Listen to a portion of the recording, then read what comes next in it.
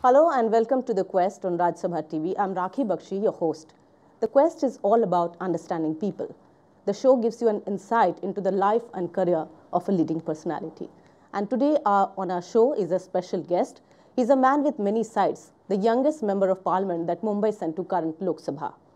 We are talking about Milind Deora, the Minister of State for Information Technology and Communications, and he's also handling additional charge of shipping. Welcome to the show, Mr. Deora. Thank you. But let me begin with your childhood, first of all. You're known as your father's son. Mr. Murli Deora has been a veteran Congress leader, also a former minister in the government of India. Was it easy for you to get into politics? Well, you know, the issue of dynastic politics is very prevalent in India, and my view has always been that when I contested my first election in 2004, and I got a ticket to contest at the age of 27, I've never hidden from the fact that I got that opportunity because I belong to a political family. But at the same time, when you have a legacy in politics, the expectations from you also increase. So in some ways, it's a bittersweet thing to have a background. It gets your foot into the door, but then you have to prove yourself that much harder. But you went to Boston University. Wasn't it tempting enough to stay there, or do you think that the hurly-burly of politics really called you here? It never really called me back. When I was studying there, I finished my bachelor's in business administration. Then I worked in the US for a while. Even when I came back, I was never really interested in mainstream politics, in party politics or mainstream, even developmental politics. I had come back and I was living in Mumbai, and because my family has represented South Mumbai in Parliament for many decades, I got involved with some social activities, some charities in South Mumbai. And as I got deeper and deeper with these charities, I began to realize that the perception I had even of a constituency like South Mumbai, which someone would say is, you know, a very wealthy constituency in India, and it probably is relative to other parliamentary constituencies. But even in a constituency like South Mumbai, there were schools which could not afford computers for computer literacy. Children could not afford to buy uniforms. Children could not afford to pay school fees. Teachers wouldn't get their salaries from the government in time. So I was actually quite surprised by that, and I took it upon myself that I'd like to create an opportunity in the area of e-literacy and computer literacy. And that gradually got me interested in developmental politics, and from there it got me interested in organizational politics. So I think the way I look at it and the way I've seen my counterparts in India is people have entered this profession from two routes really. It's either from a developmental route or from a political activist route. And I think I entered it from the former. But coming from a constituency like Mumbai South, do you think it's been a little difficult to connect to the rural population? Somebody would perceive you as a modern, savvy, young politician, or a politician now who's really taking charge in a big way. Is it difficult? Because there is this large rural population in India. Do you think it's becoming, it has been difficult for you to handle that? Not really, you know, because South Mumbai actually has, it has a very diverse set of constituents. I mean, it has some of the wealthiest Indians in the world, and at the same time, wealthiest people in the world rather, and at the same time it has, you know, the epitome of the urban poor in India. People living in slums, people living still in the chawl system, in the rent-controlled buildings. And even in rural areas, when I travel for either of my two ministries, I really find that a lot has changed in India. And today, for example, the internet, which comes under my ministry in the Department of Electronics and IT, we have about 140 million active internet users. Now, not all of them come from urban areas. They also come from rural areas. We have a teledensity rate of almost 891 million wireless phones in the country. In rural areas, we have about 40% teledensity. So it's not that rural India is not connected anymore to the rest of the country and even to the world. So in that sense, I think rural you also plan to put India in this global IT hub, and you're quite satisfied with the figures that are coming up for India becoming a real IT hub in the global arena? Well, I think we've done well in the IT sector, but in the area of connectivity, the IT sector in India did very well because there was a labor opportunity. we could provide services to Western companies at a cheaper cost than what their local employees could provide. It was to some extent, but it wasn't entirely based on the infrastructure in terms of telecommunications infrastructure.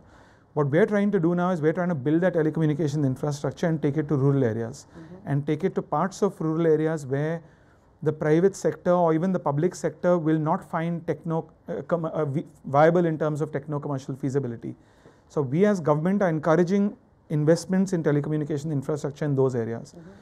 Because coming back to my earlier point, I don't think that youth anywhere in India, whether it's urban or rural, people who have access to a mobile phone, people who can have access to a fairly reliable high-speed internet connection every day, they are of the same mindset as a young person living in America, for example. But we have to still ensure that there is still a large section of people, especially in rural areas, who are falling behind because of a lack of infrastructure. So what we in our ministry are doing is we are directing a lot of resources to those areas so that no Indian gets left behind. And in fact, unlike the voice revolution, which has largely been urban-centric, we want the data revolution, which I believe is the next revolution in this world, to be driven and led by rural areas. You think social media, of course, is something that you are quite personally active at, and what I understand and hear is that you have a great fan following there. Do you think it really has this vast framework that it caters to? Well, in India it's growing. Social media is, as I said, we have 140 million Indians, and I think, if I'm not mistaken, we have about 12 million active users on just Twitter, which is one social medium. But I think social media is the future of communications.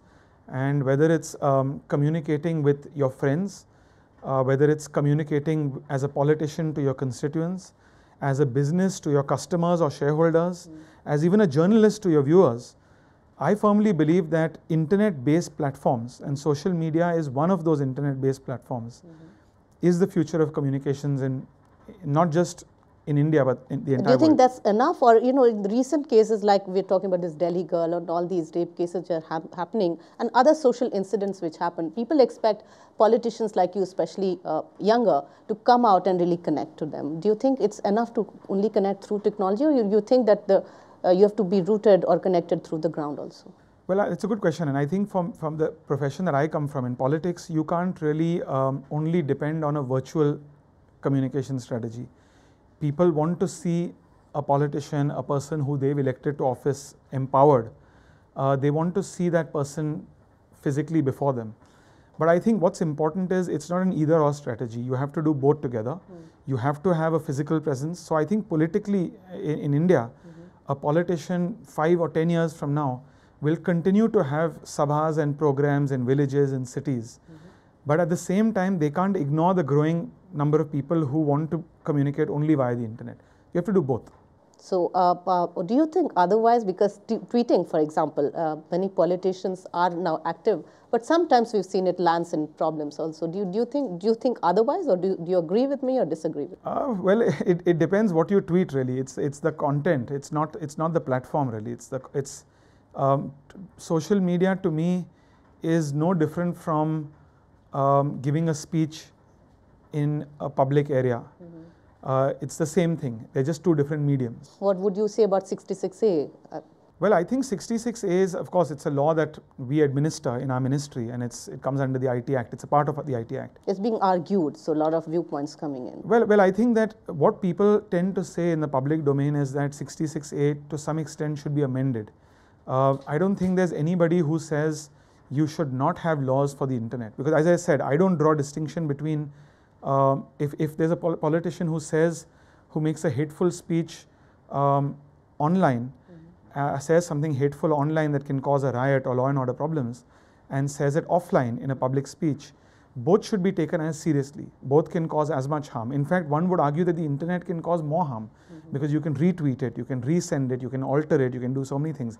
It stays in that medium for a longer time. You make a public speech, nobody films it, it goes away, it dissipates. So therefore, you have to have similar provisions and similar laws that govern the offline space in the online space. But having said that, we had cases in the government of India where 66A was being misused by state governments. We completely accept that. and we are trying to find ways to, plug those loopholes so that people do not misuse that. And one big step we've taken after the Palghar incident outside Mumbai, we have basically now made it much more difficult for a local police station to file a 66A related case on an individual. It has to be escalated to the level of an SP, DSP, IG officer. So we believe that those things will prevent the misuse of 66A. But I entirely believe, and through your medium also, I would tell people who use the internet that in the Ministry of Communications and IT, I want younger people like myself to use the internet freely, fairly, without fear. They shouldn't feel afraid that somebody is looking at them, watching their tweets. They should enjoy it, have fun with it, share their pictures, communicate with one another. But just the way they would behave offline, the way they behave responsibly offline, we have to create provisions that they behave equally responsibly online. We are talking to Mr. Milind Deora, and we can tell you that it's going to be more interesting talking to him because the man has many shades to his personality. But we'll come back to you after a very short break. Welcome back to the show. We have all known Mr. Milind Deora to be a politician and now a minister who is handling the ministry with a lot of capabilities. But let's look at some surprises that we have for you, and the man that always gives you some surprises. We know that you are a guitarist of repute, an accomplished man at that. I'd like to think so. I don't know if I'm accomplished, but I play as a hobby. I don't get to play as often as I'd like to, but I don't really consider myself a very good musician. And when I was studying in the US, I remember there was a college near where I studied called Berklee College of Music, which still is one of the best musical colleges in the world. And when I got there, I remember thinking I'm a very good guitar player because I was young and I was a bit foolish in a sense. But as I met musicians who were studying there, I began to realize that I'm actually not that good. So I don't consider myself a serious musician. I do it for the sake of a hobby. I can't make a vocation out of it. But a part of me wishes I could play much more. But cinema is what is around you actually. And what I was reading somewhere that your first film was Superman that you saw. And you saw a film along with your brother Mukul Deora, and he cried. So how cinema has influenced you? You're married to Pooja Shetty, who's also into filmmaking. Well, I don't think I'm a huge movie buff as much as I'm a music buff. I much prefer the world of music than I prefer cinema. But I am married now into a Bollywood family. So for me, it comes my way. But my wife, luckily, she's more on the business side, not on the entertainment side. But I think the area of entertainment, whether it's music, whether it's films, whether it's Bollywood films or even it's Western films, I firmly believe even for a country like India, where we have such a big film industry, it's actually a big source of a soft power for India. Okay, coming back to some questions related to politics, from MP to now becoming a minister, how has the journey been? How do you see this whole journey? Especially now that youth leadership is being talked about, you're seeing as a younger minister in the cabinet, so a lot of responsibility and accountability on your shoulders. Well, I think it's a good thing to put younger people in different ministries, in important ministries. I consider myself very fortunate that I'm in two, I believe, very exciting ministries, and I'm very passionate about both of them. I think telecom and IT, of course, is a ministry which any young person would be excited about, because every young person uses a mobile phone, every young person surfs on the internet. But shipping, which someone would say is typically an infrastructure ministry, shipping and ports, I personally find it very exciting. And I find it exciting because I come from Mumbai, which is the hub of the shipping industry in India. I personally enjoy the coast. So I'm trying to apply the experiences I've had around the world and bring some of those opportunities to India. Why I asked you that is because now, after Rahul Gandhi becoming the vice president in the party, as I said, a lot of responsibility and accountability now on your shoulders, more and more. And second, do you think that you have veteran leaders in your party that someday, and as the years go by, they'll have to give you the baton? How difficult do you think is the road ahead? Well, I think that a generation and a transitional shift has already begun in my party.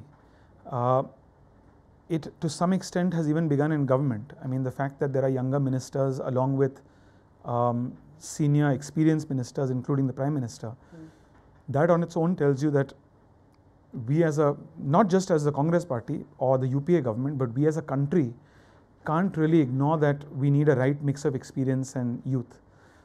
So I think the future is very bright for young people in the sense that there is a strong youthful leadership that exists in our country today.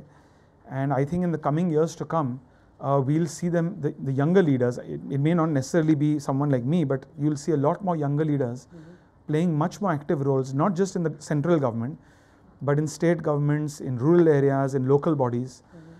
Because in the end, we are a country of young people. And as much as I have always believed that you can't really divide politics and politicians based on age, but I don't blame a young person who says, I also want to see greater representation of younger people. But I firmly believe you need a right mix of the two. Like any a responsible organization with a responsible duty to a nation, whether it's a company or whether it's a media channel or whether it's a government of India, which has huge responsibilities to the people of India, you need to have a right mix. So you need young people in the system, but you need young people to be mentored by somebody who's got experience so that they can be ready for when the transition happens. How do you see the future of the nation? And they say that Rahul Gandhi also, very soon we'll see him leading the nation.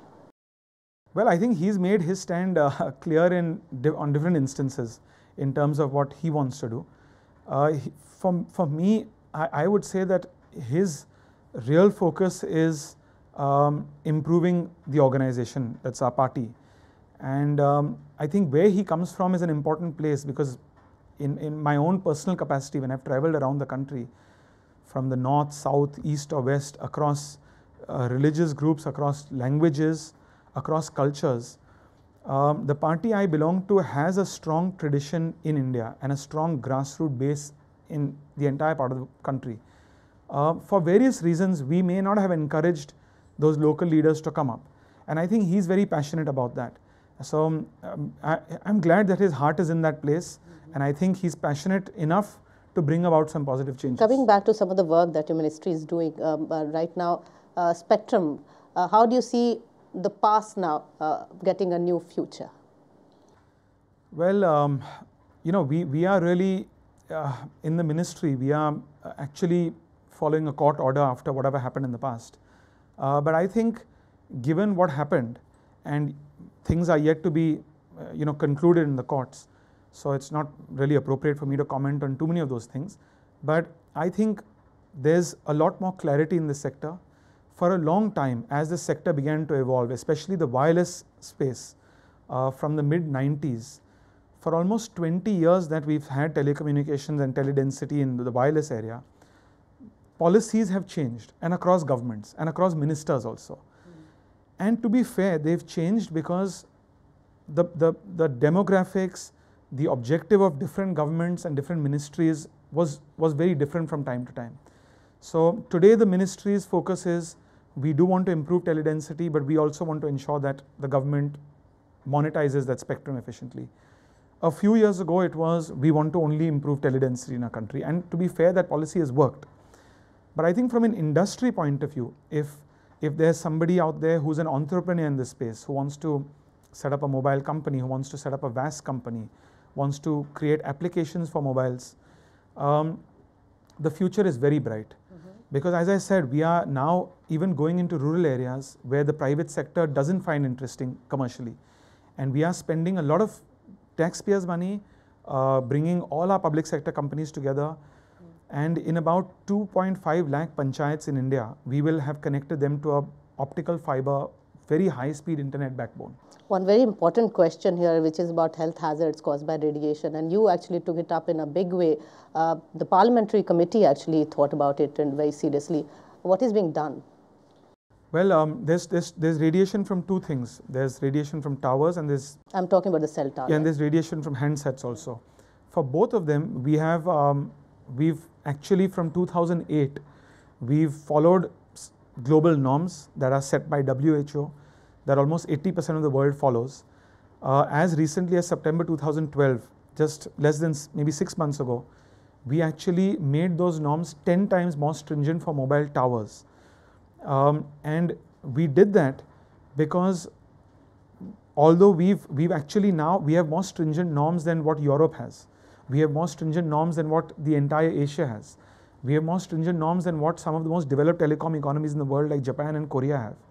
We deliberately did that, not because we wanted to scuttle industry, but because we wanted to give a message to the people of India that as we are a country that has embraced wireless telephony like no other country before it, we want to ensure that people's health is paramount. First their health, then connectivity. That's been the mantra of our ministry. And simultaneous and alongside that, we are also conducting studies where there is only limited amount of research available globally. We are conducting our own India-centric studies to understand whether these truly are a health hazard, and if so, how much of a hazard they are. So we are talking again to Milind Deora, and there are so many challenges that India faces in terms of poverty and education, and how IT plays a role there. We'll talk about that after a very short break that we are going to once again. You're watching The Quest on Rajya Sabha TV, and we are talking to Milind Deora. Tell us more about what the IT ministry is doing. There are overcharged mobile tariffs that telecom operators are charging. I mean, if you're looking at consumer-specific problems, how is it being solved here? Well, I think one thing I've tried to do in this ministry is, and I think you've hit the bullseye in the sense that for a long time, especially given the controversy we had in the last few years, I wanted to re-energize the ministry's focus to the consumer. Because in the end, what the Ministry of Communications and IT is meant to do, whether it's the Department of Electronics and IT, whether it's the Department of Telecommunications, whether it's the Department of Posts, we are really here to empower the consumer in India, especially the average person, to make communication tools more affordable, more accessible. And we've undertaken a slew of measures which have actually, in the area of just wireless telephony, have given consumers a choice. One very good example of that is mobile number portability. We've given the customer the choice where if they are not satisfied with a service provider, they have the right to port out and retain the number and move to another subscriber. And we've done very well compared to what the rest of the world has done in MNP. If you remember a few years ago, you would get a lot of pesky SMSs on your phone. People asking you to buy land somewhere, to participate in something. You're being harsh on those who and we've come down to some extent on them, and we've prevented those pesky SMSs and unsolicited calls. So these are examples of measures where we've actually empowered the consumer. So in addition to making services more accessible, cheaper, we've also said that we will give you world-class services. In some areas, we'll even pioneer in innovating and giving you the services before they even implemented in other parts of the world. As far as shipping is concerned, safety of sailors, I would come to that, is an important point, an area of concern. How do you really tackle that? And also cyber attacks. Well, in the area of seafarers and sailors, the biggest concern really is one stretch of the Somalia coast, which you have Somalian pirates, where Indian sailors, because Indian sailers constitute quite a large percent of global sailors. A lot of Indian sailors work not only on Indian ships, but on even foreign flags. Exactly. And often when those foreign flags are sailing in those waters and they get abducted, it becomes a big problem, and we are responsible. It's because a very sensitive and complicated. It's a very sensitive. So at best what we can do is we can work with local governments in the region to provide more security. There are international bodies like the IMO, which is the International Maritime Organization, that to some extent plays a role. But when a sailor does get abducted and a ship does get kidnapped by these pirates, the Ministry of Shipping, the Ministry of Foreign Affairs, the Ministry of Defence, and several other agencies in the Government of India all work cohesively to free those sailors. So it is an issue. It's not something that we can really do directly. How your ministry is also working on fighting terror, because IT plays a very big role as far as all those plans to. Well, we have again a lot of collaboration with different ministries that look after security, whether it's Ministry of Home, Ministry of Defence. We of course provide technological inputs, and we have a pretty holistic cyber plan to prevent cyber threats, because I do believe, and even foreign countries have said this, that the wars of the future will be cyber. Women's safety is an area of major concern today. Is IT doing something in terms of providing any special helplines or any such plan that you have? Well, the Department of Telecommunications is always available, and our public sector companies, BSNL, MTN, are always happy to help the Ministry of Home if they come with a specific proposal. But not something we in the ministry may be doing, but I believe that IT is a very important tool to actually ensure the safety of women.